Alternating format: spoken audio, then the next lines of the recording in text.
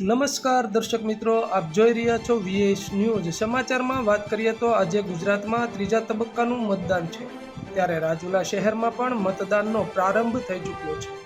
ત્યારે રાજુલાના પૂર્વ ધારાસભ્ય અમરીશ ડેર પરિવાર સાથે કુમારશાળા નંબર 1 ખાતે મતદાન કરવા પહોંચ્યા અને અમરીશ ડેર તેમના માતા સહિત પરિવારજનો સાથે મતદાન કર્યું હતું. અમરીશ ડેર દ્વારા લોકશાહીના પર્વમાં મતદાન કરવા લોકોને વધુમાં વધુ મતદાન કરે તેવો અનુરોધ કર્યો હતો. તો આવા અવનવા સમાચારો જોવા માટે જોતા રહો VS ન્યૂઝ રાજુલા.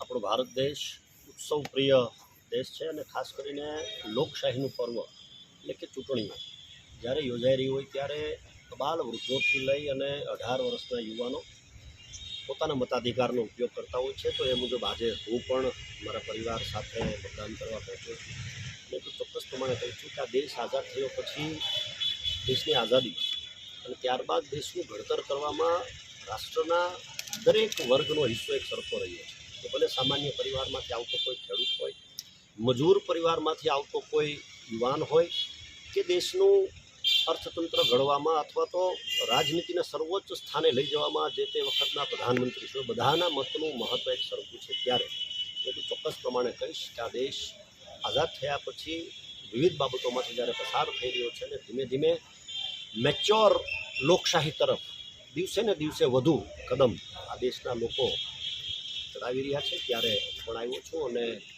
બહુ રાજીપા સાથે મતદાન કર્યું છે. આશા રાખું છું, અપેક્ષા રાખું છું કે દેશના સર્વે બાંધવો, સર્વે ભાઈ બહેનો આમાં જોડાય અને રાષ્ટ્ર નવી દિશામાં જાય એના માટે સતત મહેનત.